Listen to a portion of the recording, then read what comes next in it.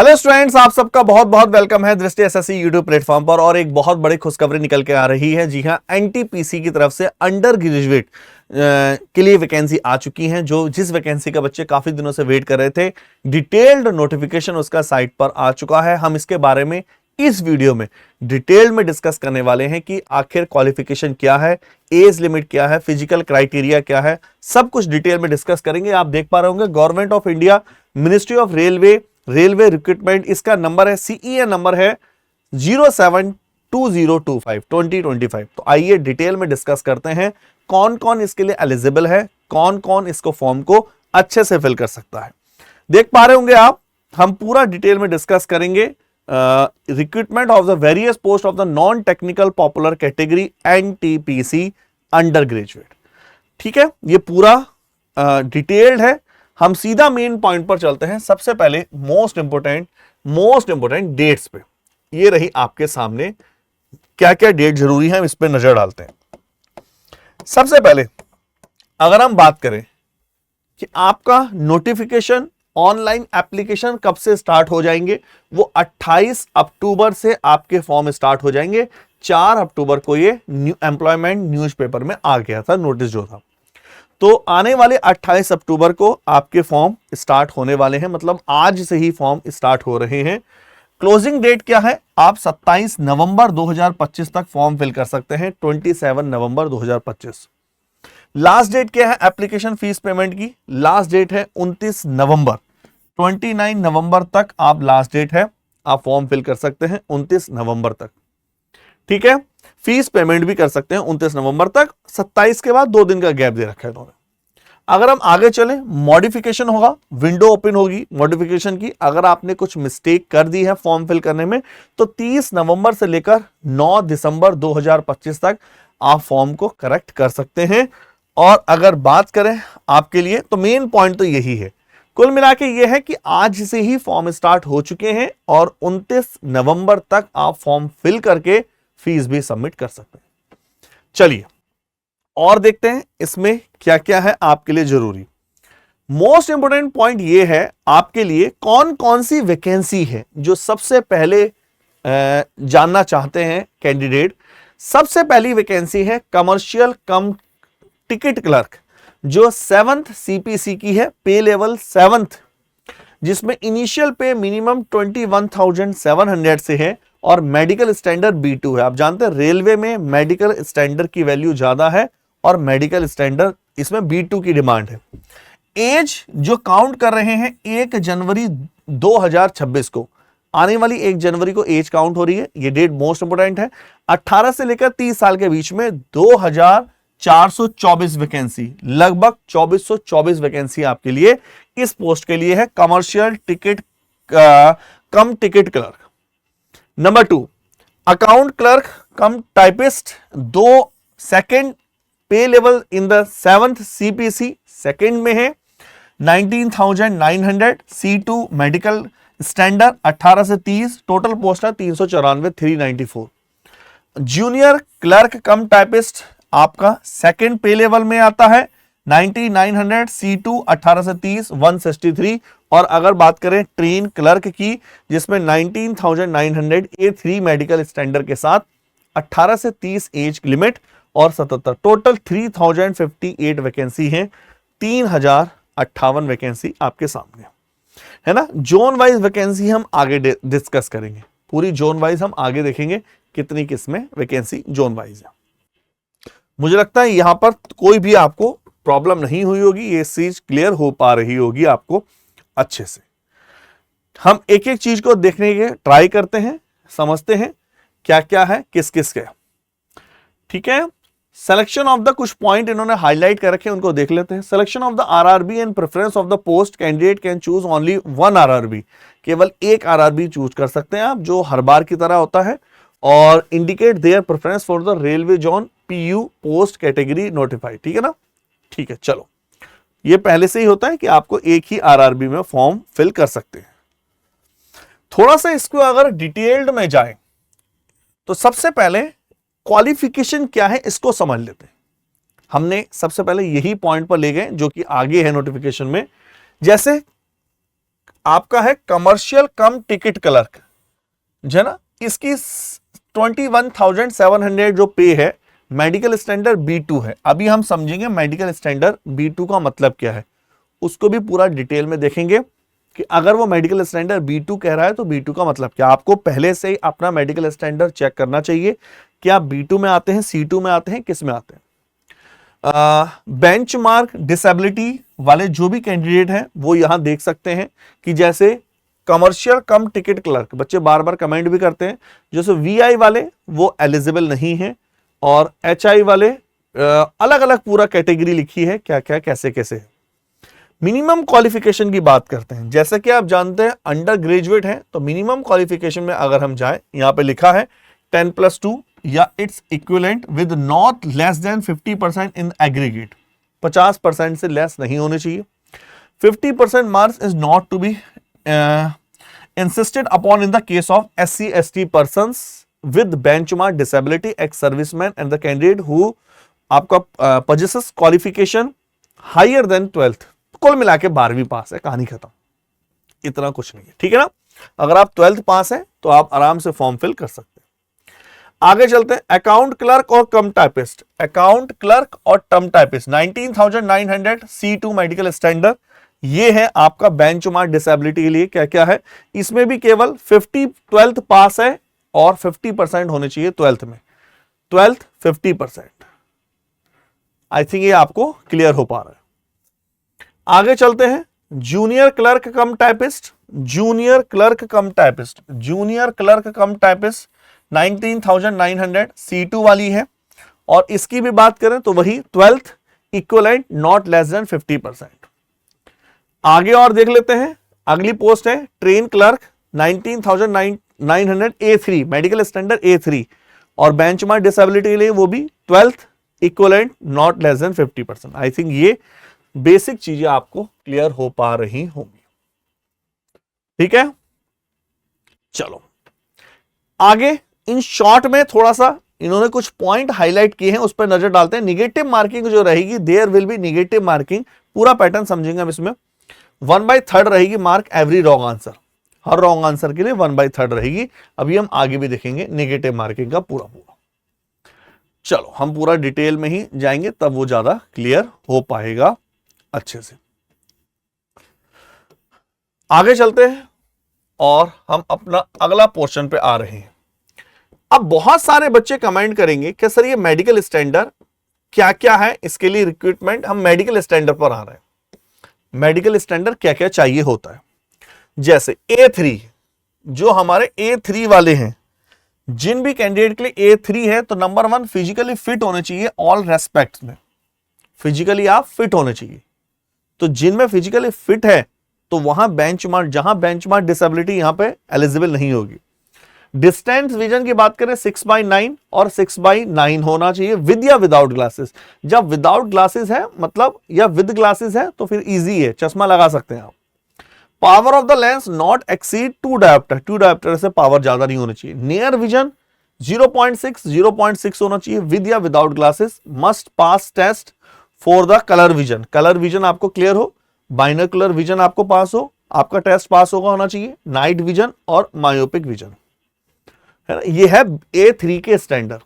B2 के standard मतलब A3 से टफ B2 है।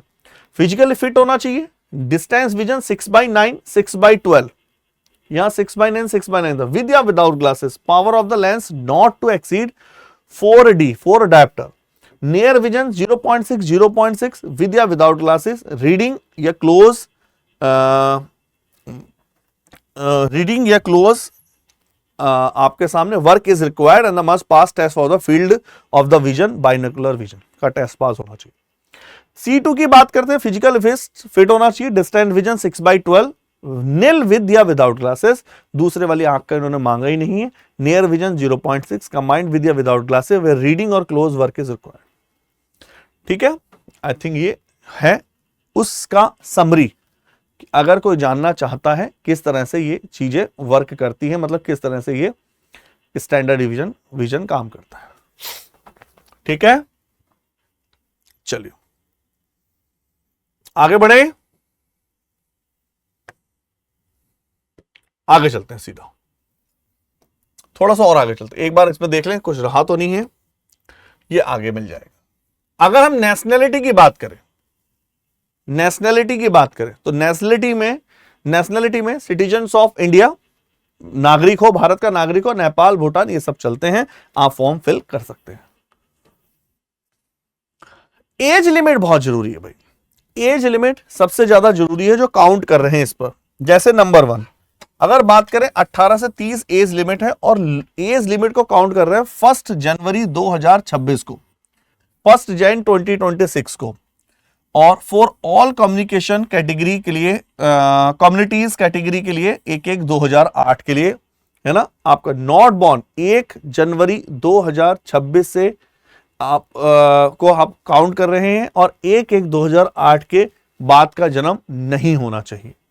अपर एज लिमिट इतना है, इससे पहले का नहीं होना चाहिए। यूआर के लिए 2 जनवरी 1996, ओबीसी एनसीएल के लिए 2 जनवरी 1993, क्लियर, ये बोला गया है। और एससी एसटी के लिए 2 जनवरी 1991 का जन्म, इससे पहले का बर्थ नहीं माना जाएगा, वैलिड नहीं।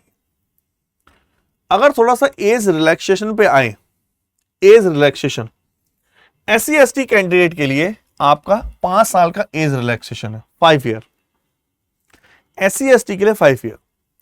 ओबीसी नॉन क्रीमी लेयर के लिए है 3 साल का age relaxation, 3 year.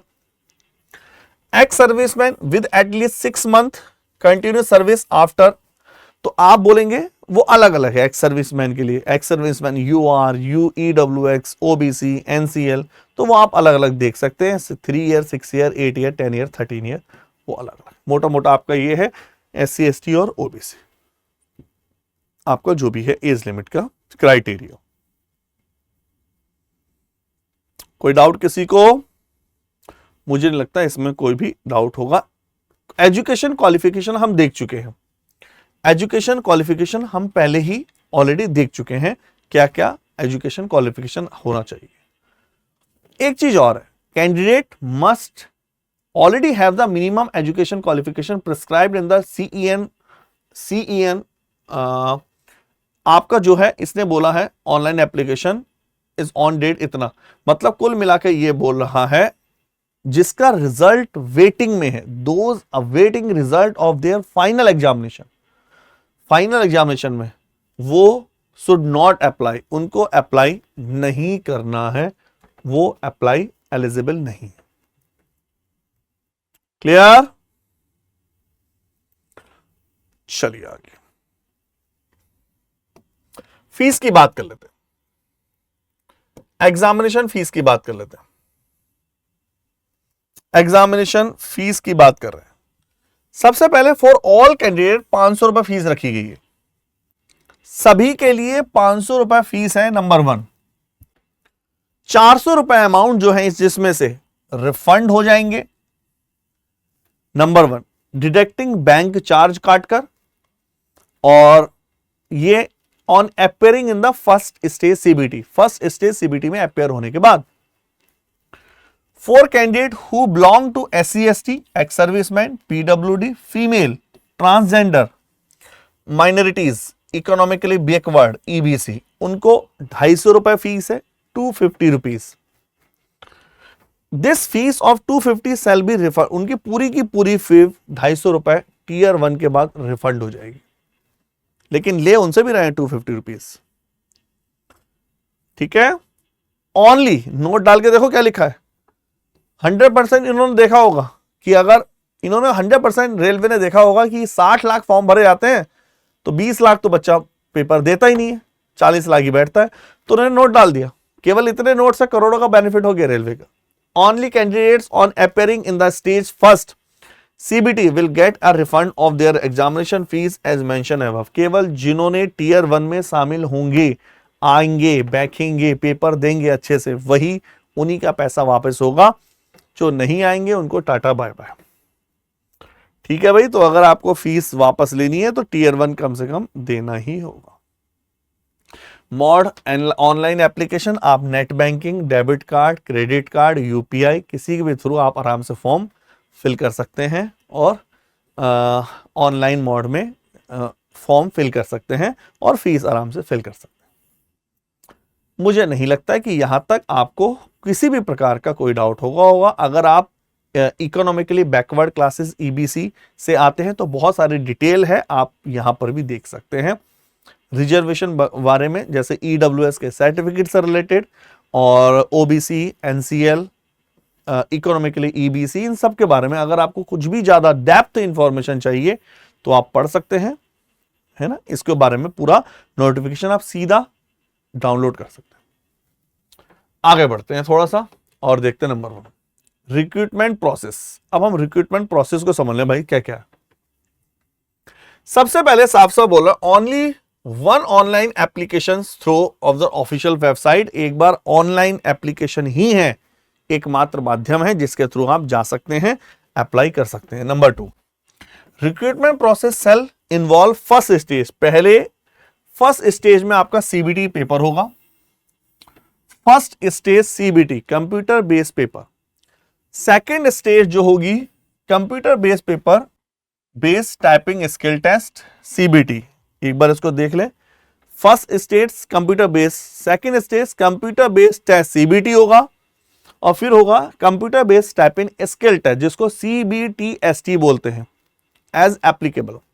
Document verification होगा, मेडिकल होगा, और उसके बाद मेरिट बनेगी उसके फाइनल स्टेज में। The date, time, venue for the all activities, CBT, CBTST, document verification, medical, वो आपकी जो पर्टिकुलर जिस आरआरबी के लिए आप अप्लाई करेंगे वहां उस साइट पर आपके लिए अपलोड किए जाएंगे, मतलब एडमिट कार्ड वगैरह, एडमिट कार्ड की डिटेल। यहां हम आते हैं मेन पॉइंट पर। भाई ये है मेन पॉइंट। पढ़ना क्या है सर, पेपर किस चीज का होगा। वैसे जिन्होंने आरआरबी फर्स्ट टाइम पहले दिया होगा एनटीपीसी वो जानते हैं, एक बार दोबारा पढ़ देते हैं जिनको नए बच्चे हैं। सबसे पहला सीबीटी 1 होने वाला है भाई, कंप्यूटर बेस्ड एग्जाम। 1.5 घंटे का पेपर होगा, 1 घंटा 30 मिनट, 90 मिनट का। 40 जनरल अवेयरनेस के क्वेश्चन होंगे, 30 मैथ के क्वेश्चन होंगे, और जनरल इंटेलिजेंस के 30 क्वेश्चन होंगे। 30 मैथ के और 40 जनरल अवेयरनेस। क्या आप समझ पा रहे हैं? Number 1, the examination duration will be 120 minute for the candidate who are eligible for use of the, हाँ तो जो स्क्राइब यूज करेंगे उनके लिए 120 मिनट होगा, मतलब उनको 30 मिनट एक्स्ट्रा दिए जाएंगे। तो जनरल इंटेलिजेंस के 30 मिनट है, 30 क्वेश्चन है, मैथ्स के 30 क्वेश्चन है। अच्छा है देखा जाए तो भाई, इसको करने में मुश्किल से आपको 15 मिनट लगने वाले हैं, और 30 मिनट इसको मान ले तो 1 घंटा 15 मिनट। जो बचा हुआ टाइम है 15 मिनट रीजनिंग और मैथ्स में आधा आधा भी दे दो तो भी बेनिफिट है। The section wise distribution given the above, इन्हें 1/3 निगेटिव मार्किंग होगी। पहला पॉइंट ध्यान देने वाली बात यह है, 0.33 1/3 निगेटिव मार्किंग होने वाली है। सीबीटी 1 जो है स्क्रीनिंग नेचर का है, स्क्रीन करेंगे बच्चों को, बाहर निकालेंगे। उसके बाद आपका जो कैंडिडेट शॉर्टलिस्ट होंगे सीबीटी 2 के लिए, उनको सीबीटी 2 लिया जाएगा अच्छे से। Question will be objective types, और आपका ये इन्होंने सिलेबस भी लिख दिया है तो थोड़ा नजर डाल लें। मैथ्स में लिखा है इन्होंने number system, decimal, fraction, LCM, HCF, ratio, proportion, percentage, mensuration, time and work, distance, simple interest, compound interest, profit loss, elementary algebra, geometry, trigno और स्टैटिक्स वाली। जनरल इंटेलिजेंस के लिए, रीजनिंग के लिए analogy, competition of the number, alphabetical series, coding, decoding, mathematical puzzle, Venn diagram, data sufficiency, स्लॉग, jumbling, सब कुछ आपके सामने है। मुझे लगता है कि अगर आप सीजीएल के लिए पढ़ रहे हो तो फिर तो ये मैथ्स कुछ भी नहीं है, और ना ही मुझे लगता है कि ये रीजनिंग है। और थोड़ा सा इधर जूम करके भी दिखा देता हूं, ये आपके वो टॉपिक जो कॉर्नर में चले गए थे, ये है जनरल अवेयरनेस के वो टॉपिक। ठीक है, जनरल अवेयरनेस की ये सारे टॉपिक आपके सामने। ठीक है, मिनिमम परसेंटेज मार्क्स, देखो मिनिमम परसेंटेज तो केवल कहने का होता है, आप अगर कट ऑफ ही क्वालिफाई नहीं करेंगे तो मतलब ही नहीं, फिर भी वो देते हैं minimum percentage of the marks for the eligibility of the various category. UR के लिए 40% लाने जरूरी है, कट ऑफ जाएगी 70% पे मिनिमम, तो वो तो नॉर्मल है। ईडब्ल्यूएस के लिए 40%, ओबीसी के लिए, नॉन क्रीमी लेयर के लिए अलग अलग है, SC ST के लिए 30 से 25% और अलग है ना। आई थिंक क्लियर हो गया। अगर आप ओबीसी के लिए जानना चाहते हैं तो ओबीसी के लिए है 30%। सेकेंड स्टेज की बात करते हैं, कंप्यूटर बेस्ड, जो क्वालिफाई करेगा नंबर 1 वो सेकंड में पहुंचेगा। सेकंड में फिर 90 मिनट का ही पेपर है, 1.5 घंटा, 1 घंटे 30 मिनट का ही पेपर रखा है भाई, 1 आवर 30 मिनट। जनरल अवेयरनेस के 50 क्वेश्चन कर दिए, बढ़ा दिए, 10 क्वेश्चन बढ़ गए। मैथ्स के 5 क्वेश्चन इंक्रीज हो गए, इन रीजनिंग के 5 क्वेश्चन इंक्रीज हो गए। ठीक है, मैथ्स के 5, रीजनिंग के 5 और इसके question number increase. The examination cut off जो मेरिट रहेगी, मतलब निगेटिव मार्किंग के लिए रहेगी, वो 1/3 ही रहेगी। बहुत अच्छी बात है, ये भी क्लियर है। क्लियर, चलो ये आपके सामने सिलेबस उन्होंने अलग से रिवाइज कर रखा है, टियर 2 का करके, general intelligence, general awareness, reasoning, ये सारी चीजें आपके सामने। Computer based typing skill test, भाई अब यहां आ जाओ। कंप्यूटर बेस्ड, आप हिंदी और English, for the post of the junior clerk cum typist and the account clerk cum typist, the computer based typing skill test marks obtain in the typing skill will not be added making the final merit. जो आपके typing में number add होंगे वो merit में count नहीं होंगे, लेकिन इन 2 पोस्टों के लिए, जूनियर क्लर्क कम टाइपिस्ट और अकाउंट क्लर्क कम टाइपिस्ट के लिए होना, टाइपिंग होना जरूरी है। ठीक है, आपके सामने है, मैं थोड़ा सा इसके पढ़ देता हूं। 30 वर्ड पर मिनट की डिटेल स्पीड मांगी है इंग्लिश में और 25 वर्ड पर मिनट की हिंदी में, ये आपके सामने डिटेल में। आई थिंक ये आप अच्छे से समझ पा रहे हैं। ठीक है, एक बार हम इसको चार्ट को देख लेते हैं जिससे आप समझ पाए कौन कौन सी के लिए क्या क्या प्रोसेस है। देखो, जैसे अगर आपका मान लेते हैं कमर्शियल कम टिकट क्लर्क का पेपर होगा तो फर्स्ट स्टेज कॉमन है, सब में होनी है, CBT 2 कॉमन है, लेकिन इस पेपर में कमर्शियल कम टिकट क्लर्क में आपको टाइपिंग देने की आवश्यकता नहीं है। आप टाइपिंग के लिए पेपर नहीं होगा आपका, लेकिन अकाउंट क्लर्क कम टाइपिस्ट होगा, इसके आगे तो नाम में ही लिखा है टाइपिस्ट, तो भाई आपको computer based skill typing test होगा ही होगा। मान लेते हैं जूनियर क्लर्क कम टाइपिस्ट है, जूनियर क्लर्क कम टाइपिस्ट, तो कंप्यूटर बेस्ड टाइपिंग टेस्ट होगा यहां भी। लेकिन अगर आपका ट्रेन क्लर्क है तो यहां पर स्किल टेस्ट नहीं होगा, केवल 2 पोस्टों के लिए स्किल टेस्ट होगा, टाइपिंग टेस्ट होगा, junior clerk cum typist and account clerk cum typist. Document verification medical test will be held for all the above. हाँ ठीक है, उसके लिए डॉक्यूमेंट वेरिफिकेशन होता ही है। आई थिंक ये सब आप अच्छे से समझ पा रहे हैं जो भी मैंने आपको बोला है। ठीक है, चलो ये सारे डिटेल है, इसमें इतना कुछ ज्यादा है नहीं। अगर आप इकोनॉमिकली ईडब्ल्यूएस या जो भी सर्टिफिकेट बनाना चाहते हैं उसके बारे में डिटेल में लिखा है, वो आप देख सकते हैं। चलिए आगे चलें।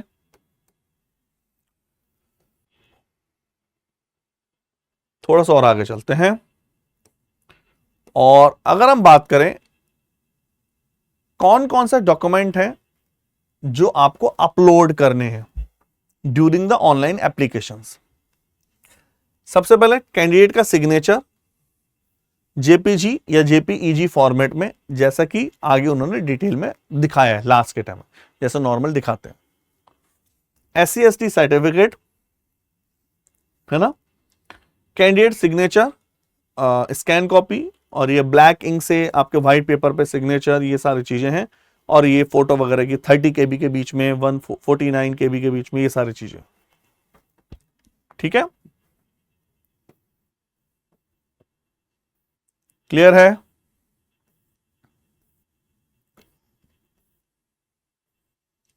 मुझे नहीं लगता है इसमें कोई भी डाउट है। आगे चलें, ये आपके सामने कुछ RRB हैं जो जिस RRB की साइट पर आप जाएं वहां से अप्लाई कर सकते हैं। RRB अहमदाबाद, अजमेर, प्रयागराज, बेंगलोर, भोपाल, भुवनेश्वर, बिलासपुर, चंडीगढ़, चेन्नई, गोरखपुर, गुवाहाटी, जम्मू, कोलकाता, मालदा, मुंबई, मुजफ्फरनगर, पटना, रांची, सिकंदराबाद, सिलीगुड़ी और तिरुवनंतपुरम। ठीक है, जहां पर आप जाए आराम से देख सकते हैं, उसको वो कर सकते हैं। आगे लिखा है एक, ये मोस्ट इंपोर्टेंट है, final after the final submission of the online application if a candidate wish to further modify in detail except detailed field, तो उसको अगर आप कुछ मॉडिफाई करना चाहते हैं तो 250 रुपीज लगेगी आपको मॉडिफिकेशन फीस। तो भैया मॉडिफिकेशन मत दो, मतलब मॉडिफिकेशन वगैरह मत करिए, अपनी मेल आईडी और नंबर एक अलग रखिए और सिस्टमैटिक करिए। यहां तक मुझे लगता है कि मैं आपको हर चीज अच्छे से समझा पाया। आगे चलें और देखते हैं इसके। अब हम आ चुके हैं भाई टोटल वैकेंसी पर, एक बार नजर डाल लेते हैं टोटल वैकेंसी पर। आ जाओ भाई, टोटल वैकेंसी पर एक बार नजर डाल लेते हैं जो भी है। नंबर 1, हम वैकेंसी पे चलते हैं। Number 1 RRB Ahmedabad. अहमदाबाद में टोटल वैकेंसी देखें 153। RRB Ahmedabad 153। RRB Ajmer that is 116। RRB Bangalore, सारी पोस्ट है मैं टोटल बता रहा हूं 54। RRB Bhopal 123। RRB Bhopal 123। RRB Bhubaneswar 18।